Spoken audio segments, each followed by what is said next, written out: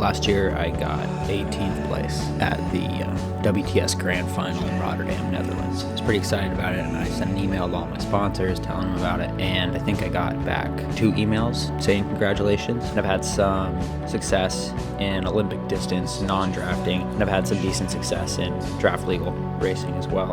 But I think my biggest results have been in the non-draft for sure. Between Beijing International, Escape from Alcatraz, had a good result at Island House when it was the longer distance format, and that race in particular, I got stronger each day, even relative to some of the long course athletes who specialize in 70.3. That was definitely an indication of something that I've sort of sensed all my career. The 70.3 racing, to me, is the next logical step in my career, continuing on this path of just being a lifelong athlete and triathlete and having the biggest impact that I can have on the sport, really.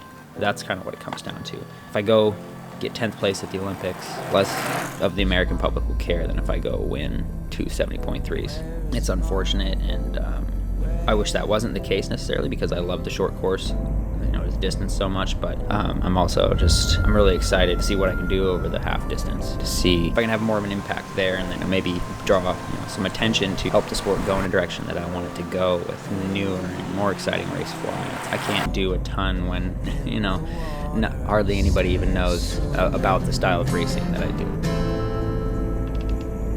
I've trained side by side with 70.3 athletes through my time with the triathlon squad, with Paulo Sousa, so I feel pretty confident that the type of training that I have been doing has me strong for this, and then it just needs a little bit of tuning up in order to be at my best. So, of course, I'm changing things up a little bit for 70.3 for my first race in Oceanside, but it's not that much, honestly. I've always had a pretty high volume approach, maybe not as high as a lot of people on the bike for 70.3, certainly on the run. I've always done 60 to 70 miles a week. Kind of the biggest changes that I'm making going into this race is I've taken a couple of those double run days that I did and just combining those 2 runs together into one big session, and adding in a bit more bike volume, taking out a little bit of swim volume, and just really focusing on getting the legs used to being tired. I have no idea how the race is going to go. I kind of picked one of the biggest races of the season to start off with, but I like that.